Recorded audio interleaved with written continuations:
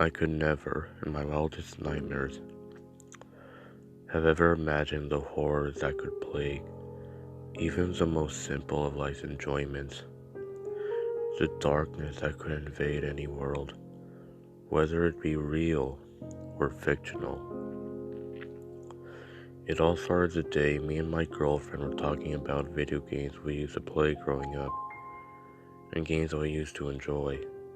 Over the years of my childhood, I've collected several games pertaining to several different consoles, but we both found the topic of the Nintendo 64 to be the most fun. So that day, we decided to pick up one from my uncle's video game store, and perhaps even pick up one of the greatest Nintendo 64 titles, Super Mario 64. Now, when we got there, it took some time and a lot of browsing, but we were able to find the game after about an hour or so in several bins he had placed throughout the store. The only copy he had, it appeared. As well as that, we had found a Nintendo 64, the very last one that he had in stock, ironically. The best part about it was, he gave it to us for free. He told me that it had been bought and returned nearly 15 times since it came into his possession, and now he was just looking to get rid of it. He also told me that, ironically, the game was always returned with it as well, as they always seemed to be bought together. He had heard that something was wrong with one or the other, and that some people even went as far as telling that they were evil, made in hell, things like that. Seeing as how he only heard the story from 3 out of 15 customers, I brushed it off as just some hysterical story told by people who decided they simply didn't want to keep the system, an excuse if you will, and gave him $20 for Super Mario 64. We went back home after being gone for about an hour and a half. When I got home, I laid the system by my living room TV and started to rummage through old boxes where I kept all sorts of old games, ranging from classic Atari games to the ever-popular Dreamcast. It was actually sort of strange because in these boxes I found that I owned every major console, except for the Nintendo 64. Well, until now anyways. I pulled out my box with all the Nintendo 64 games in it and began to dig through it. I found games like The Legend of Zelda, Ocarina of Time, as well as the sequel, Majora's Mask, and 2 Castlevania titles for the system itself, and so on. Then it was time to hook it up. After everything was set up, my girlfriend decided that she wanted to put in Super Mario 64 first. After some effort, the game was ready to go. It's me, Mario! It called in its upbeat pitch. My girlfriend decided to mess with Mario's face a bit before finally pressing start on her purple controller, and the screen transitioned to the file select screen. There were some files already on the game. In fact, all 4 slots were filled, each having just started the game, because there were no stars on any file, so we started deleting them. After we deleted file 1, however, the game froze. There was a deafening screech coming from our TV speakers, and it sounded almost as if someone was screaming from the game itself. My girlfriend turned off the system after about 5 seconds. After a moment or so, she flipped it back on, and we went back to the file select screen. Strangely enough, the file that we had deleted on file 1 was back. And this time, it had 66 stars, even though previously it had none. So once more, she deleted it, and again, it made a loud screeching sound. This time, I would swear to God that it was louder than before, to the point where we both fell back while covering our ears. That was closer to the plug than the system itself. I jerked it out of the wall. This time, before we even bothered trying, I took the game out of the system and took it into the kitchen. It turns out that it was really dusty, which explained, at least to me, why the game was reacting the way it was. Although, it was still weird. After cleaning it with a Q-tip, I took it back into the living room. I handed it to her. She plugged the console back into the wall, and we were ready to go. By now, it was getting dark out. There was no light in the room, and we couldn't plug in our lamp because the system and TV took up the outlet, so we were forced to play in the dark. For me, something didn't feel right because for some reason I was filled with a sense of nervousness that I could not quite explain. I shook it off and turned on the system. When we were back to the file select screen, each file that was there previously was gone, oddly enough, which to me confirmed my suspicion that it was just a dirty game messing up. So we started a new game on file 1, and the screen lagged like it were a CD or something. But after about a minute, it started up normally. We got to the opening scene with Peach inviting Mario to the castle. The camera, as usual, followed up the pathway to the giant green pipe which Mario leaped out of. She was in control of the game and took Mario directly to the castle. When she opened the door to the castle, there was a prolonged pause which made me nervous. Once again, the loud screechings that had ruined our game previously shot through our ears. It felt like glass was jabbed into my eardrums. We were both overwhelmed because of the terrible screaming, and could not even think to reach the system to the plug. After about 30 seconds, it stopped. And when we looked up to the TV, Mario had somehow found his way to Big Boo's haunt, as the mansion that had never appeared this creepy when I used to play it. It loomed over Mario's head, ominously. "What the hell?" I said as I regained myself. My girlfriend was still getting herself together and took her a minute to process what was going on. I took the controller now and took a good look at the mansion itself. It was nothing like what it was supposed to be. It had castle-like features and was covered totally in blood and rust. The sky had black and red colors about it, complemented by the black cloud that seemed to pass by in an instant. I noticed that a new tower was now coming out of the mansion, and upon getting a good look at it, I noticed several figures hanging from it. The whole screen faded to white, like it does in the entrance room when you look up at the skylight and go to the world that you obtained the wing cap in. When Mario reappeared, he had somehow made it on top of the tower, on a platform that went all the way around. The sky had a gloomy look to it, as each cloud passed over the tower, as dark as the night sky, and lightning began to roll the sky and illuminate the clouds in its thunderous wake. I tried for the first time to move Mario forward, but a bolt of lightning stopped any movement that I was willing to make at that moment. I dropped the controller. My heart began to race. I didn't know what to expect. I could see by the look in my girlfriend's eyes that a strong sense of paranoia had overcome her, because I constantly noticed her looking back behind us in the shadows that covered the room. With hesitation, I took the controller in hand and moved Mario forward about a foot or so before something fell from the top of the screen. The camera zoomed in on it. It was a depiction of Mario, with a noose around his neck. We both yelled out, and I dropped the controller on the floor. I moved back as quickly as possible. Mario's clothes ripped all over, exposing several parts of his body. Underneath the clothes, we could make out stab wounds from either a knife or a dagger, which more than likely caused the blood splatter all over his skin and remaining clothing. But the most grotesque part of the image were his eyelids and mouth, sewn shut with blood trickling down his cheeks and chin. I was appalled at the gruesome sight. My heart was racing, and I would swear to this day that as soon as the dead Mario fell from the top of the screen, that I heard something run into my bedroom. All the hung figures were of Mario, all the exact same, with eyelids and mouth sewn shut and stab wounds all over their bodies. I worked up all the courage I could muster. I again unplugged the Nintendo 64, which was turned off, but not at that instant. Before the TV screen went black, the hung Mario's face, underneath his sewn lips, was smirking at us. I didn't want to get up, not even to turn on the light. I wanted to remain in that exact spot, sitting down because at least there I felt somewhat safe.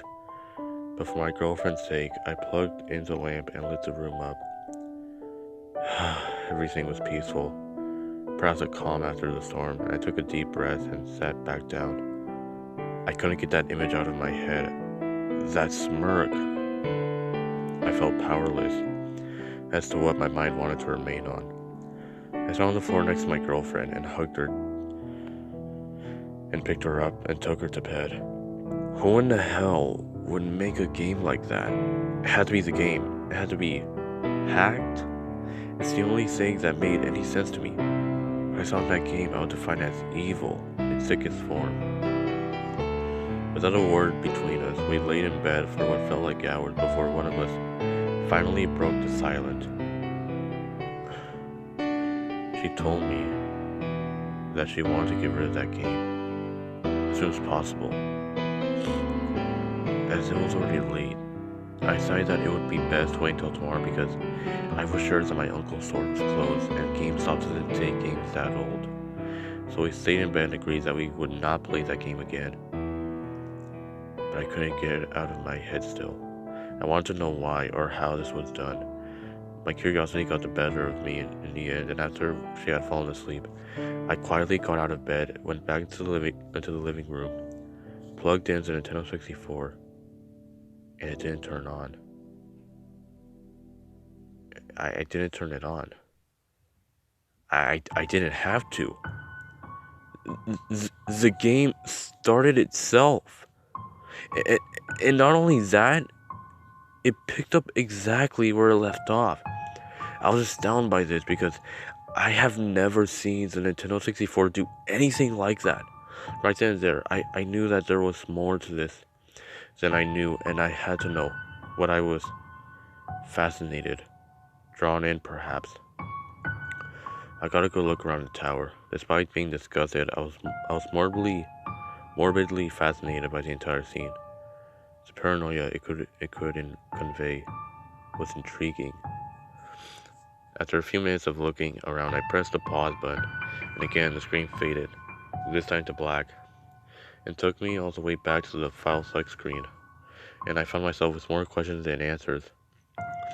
All the files were back again. File 1 had 66 stars, while files 2, 3, and 4 had none.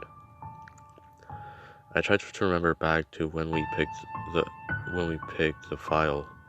I was certain that they were not there before. I tried loading file 4 first, and in response the game showed me a picture of Mario dead in a pool of his own blood, with his eyeballs and entrails hanging out.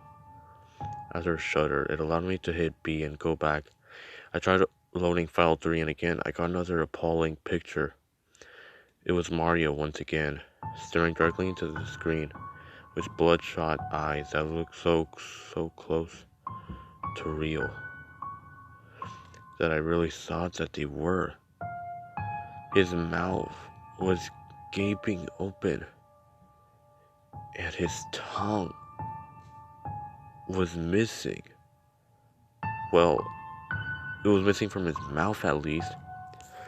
I examined further and realized that Mario's tongue was wrapped around his throat and that he was being strangled with it.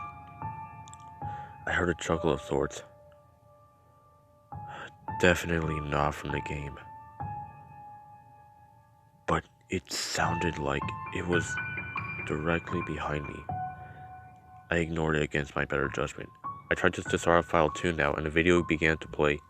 Mario was strapped down on a table in a decrepit version of the castle's entrance hall. The stones were all black, blood oozing from the cracks between each of them. The curtains that hung from the ceiling were tattered and falling apart.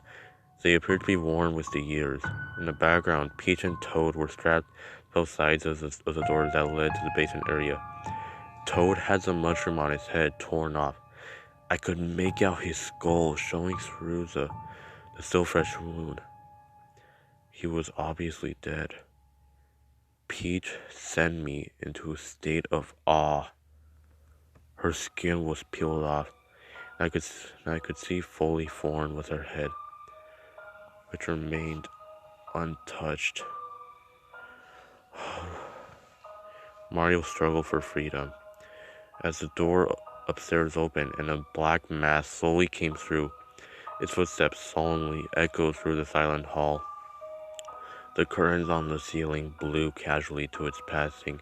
As it moved down the steps towards him, Mario pulled and pulled, but found no way to escape the situations that he had found himself in. In response, he began to beg for his life and pray.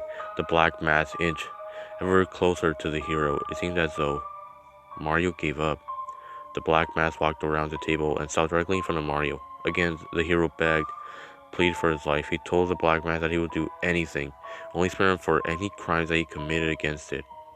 I see a tear roll down Mario's cheek, and he closed his eyes tightly. A rope tied around his neck. He gagged and took in only heavy breaths. I couldn't see a hand so much as touch the rope, or where it even came from, but it was indeed there, with just enough slack so that Mario could breathe. Deep lacerations cut through Mario's clothes, and blood by the gallons covered him in a crimson pool. He screamed, begged, pleaded, asked for death, but it was not given to him. Not yet, anyways. The cut continued until the floor was covered in the dark red liquid, executing slowly to the floor. Finally, the swipes and stabs ceased altogether. There was a deep, methodical silence that only Mario's gasp of misery filled. Before I could so much as think on what I had just seen, his eyes and mouth were forced shut, and I could see for myself a black needle going through both of his eyelids and mouth simultaneously, effectively silencing him. Other than his muffled screams, even more blood came from the fresh wounds and covered his face. The rope tightened around Mario's neck. Although he made no effort to escape, it was over. After a few short grunts, Mario was silent altogether, with not so much a breath or a movement. His face was terror personified, and even though this is a video game, the pain ones that would have to endure, the torture. Again. Oh my, again. Before the screen faded to black, that Mario smirked at me. I sat in silence. The title screen with Mario's head came up on screen, only it wasn't the same Mario. The background was all black. Mario was the same Mario from the scenes that I just watched. He had that smirk still on. After much debate, I decided to keep going. I went to the file select screen, and with all the courage that my heart could muster, I loaded file 1, 66 stars. The game loaded into a demonic laugh and a black sky filled with blood-red clouds. Repeatedly, I could hear a dark, brooding voice saying, "Game over," like Mario would after he lost all of your lives. The Mario that I was controlling was the same Mario that I had seen killed, and on the title screen, screams, torment, bodies littered the pathway to the castle. The bodies of Peach, several Toads.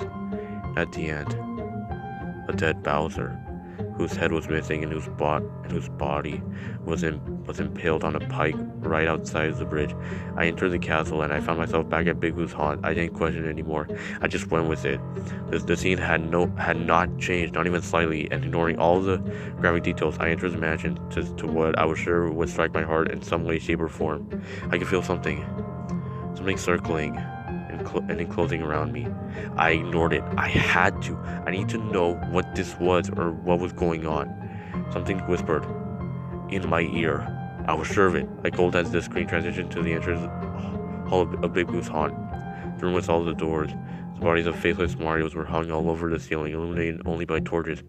I could feel sweat trickling down the back of my neck as I saw a standalone figure all the way on the upper balcony. I moved Mario slowly towards it. I was afraid. I'm more than willing to admit that, and have never been more afraid in my life. I jumped up the steps one at a time, moving cautiously and carefully. It was another hung man. That was for certain. But who it was, I'll never forget. As I reached the body, I hesitated but zoomed in on it. I began to tremble, my hands barely holding the controller. The figure was indeed a man, hung by a rope. That man had his eyes and mouth sewn shut just like Mario, and was bleeding profusely from his eye sockets. That man, in all of his pain, was me. It was me. He let out a scream, something haunting and bone-chilling. A wail like nothing that I had ever heard. The screen began to flicker and turn to static. I tried to turn on the system. I tried to unplug it, and nothing worked. The TV wouldn't even turn off. I saw my corpse through the static, burning as its haunting wail needed to cease. Mario turned his head 180 degrees, looked at the screen, and with a smirk on his face, let out a wail just like I did. My head began to hurt and throb. I fell to the floor. And the last things I remember from that night was seeing a black mass hovering over me.